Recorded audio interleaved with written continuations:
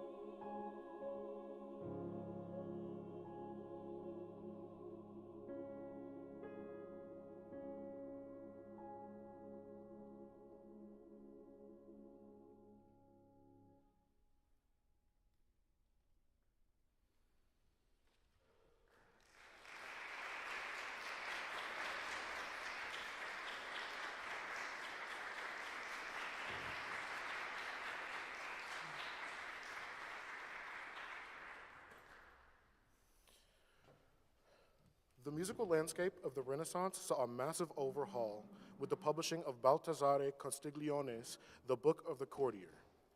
Castiglione's courtesy book recommended that courtiers should be able to sing, read, musical notation, and play several instruments. It also highlighted the social importance of being able to make music with others in private. The shift in culture was the catalyst of the development of the market for what is known as parlor music, or chamber music to be performed at social gatherings. This tradition continued through the classical and romantic eras and brought a plethora of chamber music for vocalists to the music world, two of which you will be hearing shortly. While originally conceived for solo voices, today's choirs have absorbed these works into their standard repertoire. Johannes Brahms published his Liebeslieder Walzer in 1869. Brahms spent extensive time in Vienna, namely to be in close proximity to Clara Schumann, the wife of the late composer Robert Schumann, of whom Brahms had grown to be great friends. These waltzes were inspired by a group of folk dances composed by Schumann entitled 20 Ländler, evident in the tempo marking at the beginning of the collection, M. Ländler, in quotes. Ländler are German folk dances in 3/4 time, similar to what we expect of a waltz, and connections are made from this genre to the development of waltzes as a genre of music and dance. Brahms composed this work in an informal or common manner known as house music, leading to the collection quickly gaining popularity in Viennese society due to its ease of consumption. House music is chamber music that was composed with the intent to be performed in a person's house during small social gatherings. The pieces were set to poetry written by George Friedrich Daumer, who is known to be one of Brahms's favorite poets. They are seen as expressing the joyous expectation of love fulfilled. The love in question is undoubtedly referenced to the love shared between Brahms and Clara Schumann, which blossomed following the death of Robert Schumann.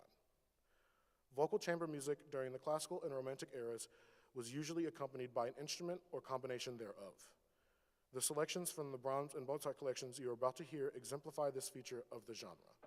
Brahms scored his collection of waltzes for solo voices and four-hand piano, that being two pianists playing on the same instrument in their respective ranges. Brahms distills the trends of emotional influence and drastic or sudden shifts of romantic era music into the composition of this collection. The style of vocal writing is evocative of the fleeting and fickle feeling of being in love.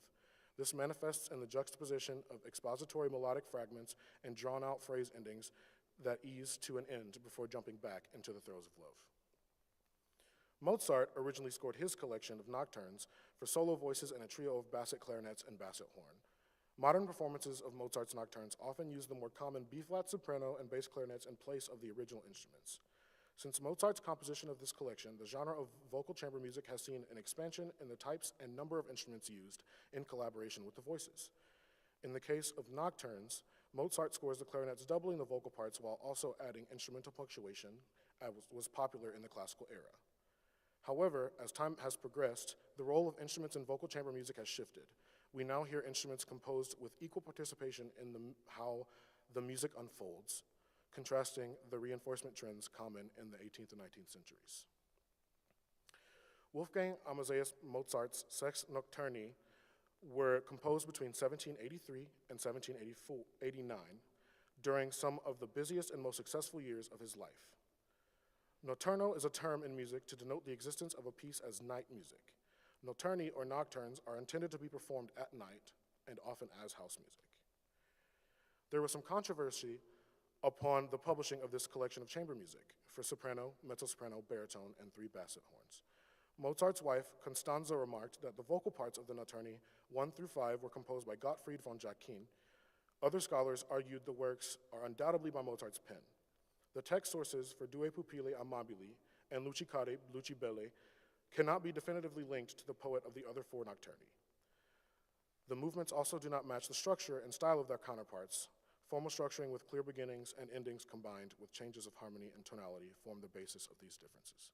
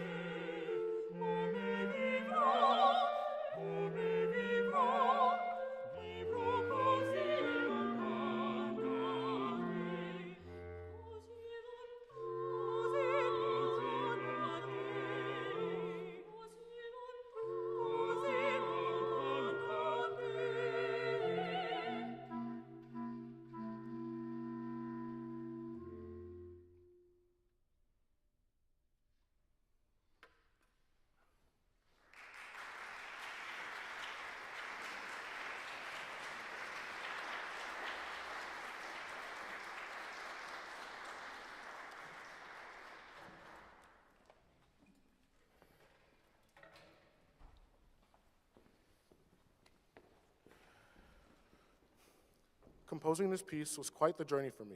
It all began with a YouTube video last April. I came across British composer and YouTuber David Bruce's YouTube page while watching videos of composers talking about their compositional processes. Not long after discovering his page, a video stuck out to me entitled 5 Composers, 1 Singer, and 1 Harp. One of the composers gave a poem written by their mother-in-law about how her own grandmother-in-law to one of their fellow participants. I was immediately drawn to the text. At that moment, I knew I had to set it to music. I've been dabbling in composition for a few years now and have been 4 completed works, but this will be my first piece to be performed. I drew influences from the parameters of the challenge in the video. Each of the 5 composers involved had to write a short piece for soprano and harp. The composers were tasked with finding a text and assigning it to one of their fellow participants. I decided that I would also use the harp as a companion to the voices. I found inspiration in the video's format for the vocal solo at the beginning of the piece, accompanied by the harp. The expansion of the instrumentation came about spontaneously while I began writing the introduction of the piece. My vision for the harp introduction was the inside of a music box. From the music box came a memory of my grandmother with whom I would often go on walks in our favorite park. This gave me the idea to incorporate pairs of instruments into the piece, leading to the addition of the woodwind trio and piano. I'm proud to present to you Lydia in its premiere performance. I hope you all enjoy our presentation.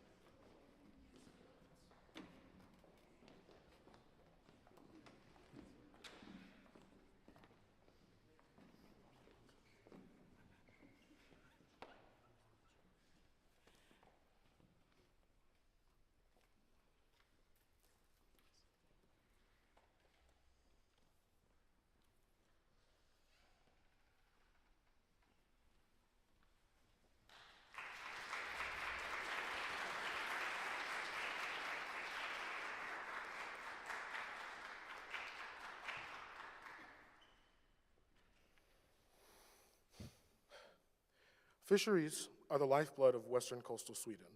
For centuries, men went on fishing expeditions to support their families and communities. Fishing in the North Sea can be quite dangerous due to massive waves, intense storms, thick fog, and strong currents pulling in different directions. The wives of fishermen were not sure when their husbands would come back or if they would come back at all. They would stand atop large rocks on the coastline and sing songs out into the sea to guide their husbands back to them. It is said that the song Trilo was sung by the wives when they could finally see their husbands from far away.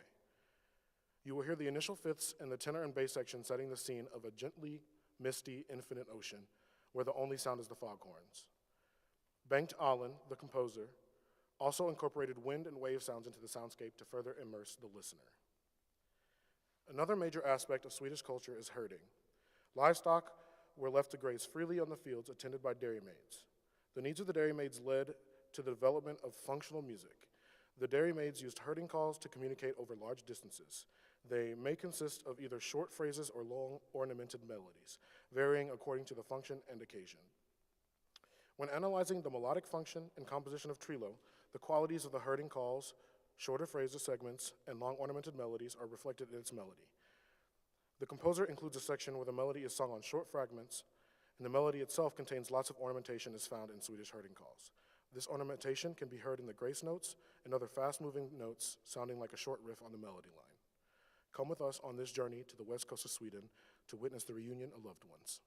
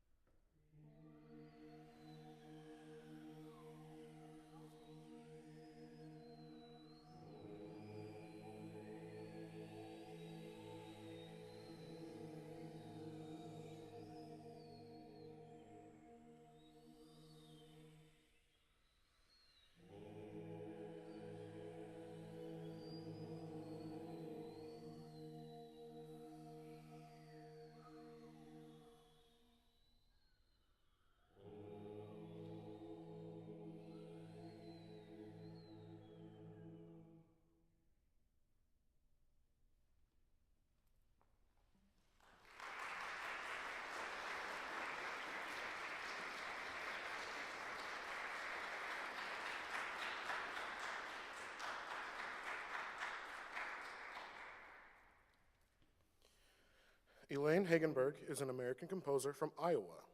Hagenburg's bio remarks, Elaine's award-winning compositional style is profoundly influenced by her connection to nature, beauty, and spiritual reflection. Drawing inspiration from the vivid imagery and themes found in poetry, she crafts intricate musical textures that enrich her narratives and pull at one's heartstrings. Hagenburg's connection to nature and spiritual reflection is evident in the text of the poem When We Love by Charles Anthony Silvestri.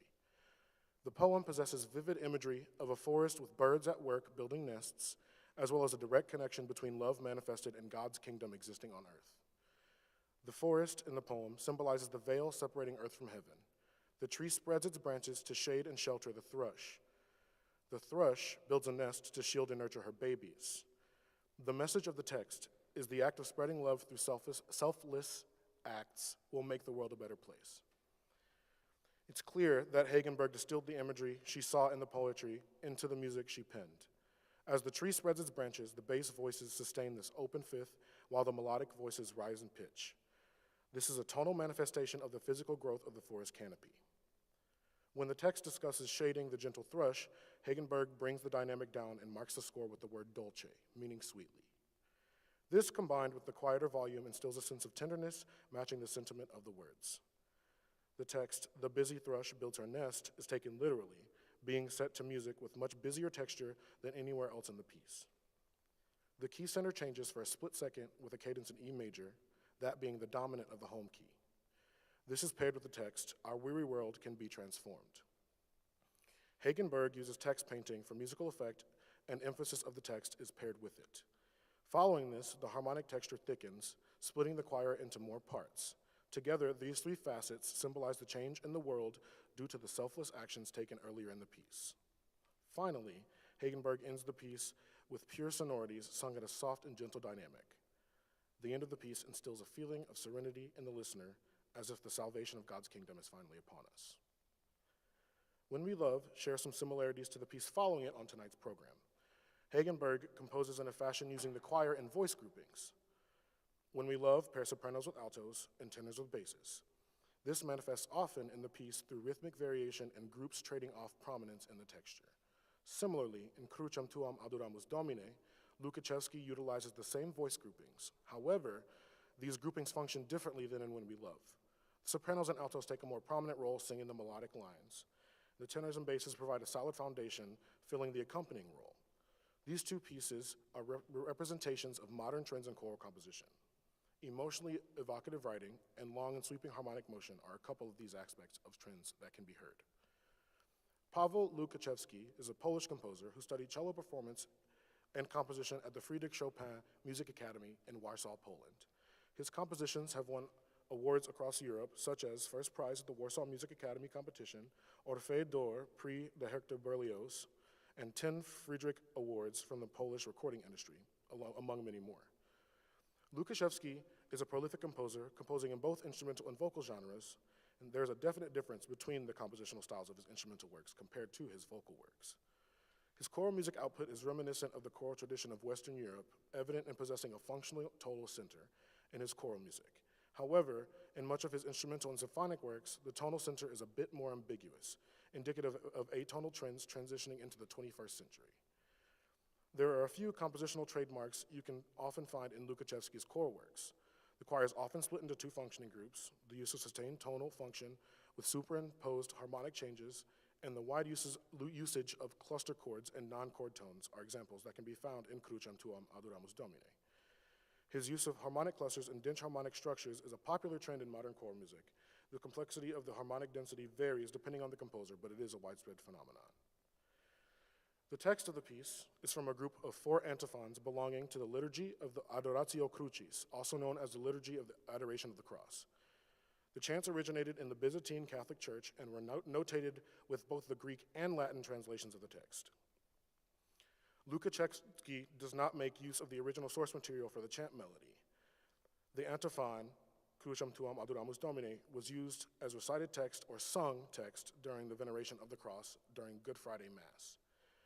The veneration of the cross is a time of prayer and meditation during Mass while genuflecting. Once the meditation period is over, the congregation lines up to kiss the cross to show gratitude for Christ dying for our sins. Crucem tuam, adoramus Domine is the second piece in a work entitled Two Lenten Motets. Due to the aforementioned genesis of the text, one could assume that Łukaszewski composed these pieces to be used as part of Good Friday Mass. However, there's no explicit literature or statement by Łukaszewski stating the audience or performance type intended for this work. The composer masterfully connected the two pieces through thematic material. Each piece shares similar melodic and harmonic material for the first half of their closing sections. Each movement follows this up with closing material reminiscent of material from their respective movements. While the movements are sold and marketed together as a set, often choral ensembles will only perform one of the movements, as we will tonight.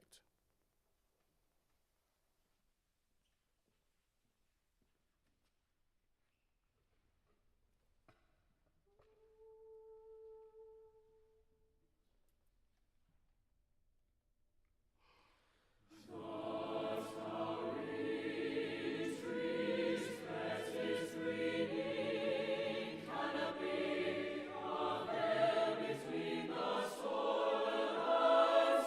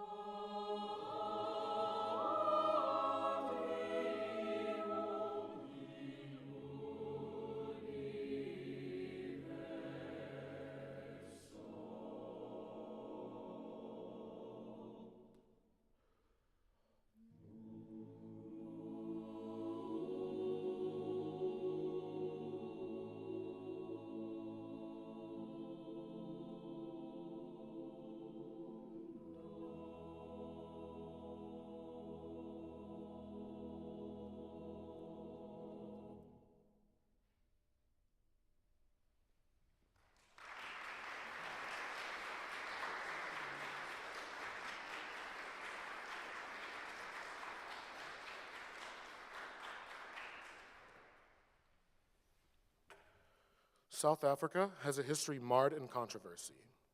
The period of apartheid in South Africa marked generations of suffering by black and brown people at the hands of the white minority. Supporters of apartheid were of the mind that it was the only equitable solution to the problem of white South Africans being outnumbered 4-1. They demanded the separate development of the racial groups. Opposition to apartheid was focused on the fact that the policy system was designed to perpetuate white supremacy and to maintain the political economic subordination of non-whites, and that this policy would lead to the downfall of the Union. The web of government policy that would come to be called apartheid began to be enacted after the election of 1948. These policies would continue to disenfranchise black and brown people in South Africa for decades. It's important to note that the policy of separate development was not a novel concept in 1948. Instead, the policy had begun generations prior and was simply assigned a name after the election of 1948. The process for dismantling the system of apartheid began in the early 1990s with a speech by South African President F.W. de Klerk. The speech was the catalyst for the commencement of negotiations to write and ratify a new multiracial and democratic constitution. With the ushering in of a new government system, a new national anthem was established. The song that was chosen is a well-known Xhosa hymn entitled Nkosi Sikelela. The hymn was composed in 1897 by the Reverend Enoch Sontonga. When listening to the hymn one night, think this does not sound African to me at all. This is due to the proliferation of Western musical elements and ideas through the continent of Africa through colonization. Traditional music was increasingly displaced by Western choral music, sacred and secular. Educated Africans also began composing pieces for four-part choir with vernacular texts. The original hymn tune has been arranged and altered many times in performance, especially in the practice of choral ensembles improvising entire pieces based on a pre-existing melody. Andre van der Merwe's arrangement of Nkosi Sikelela iAfrika has quite the interesting creation story. The composer remarks, "The inspiration for this song is evidently Enoch Sontonga's composition. The melodic line, tempo, and style, however, are different." This version of the hymn came to be in 2013 at a youth camp hosted by the South African Development Community, SADC. At this camp, under the direction of Kujaya Chidakwa, the youth choir arranged and adjusted the song's freestyle.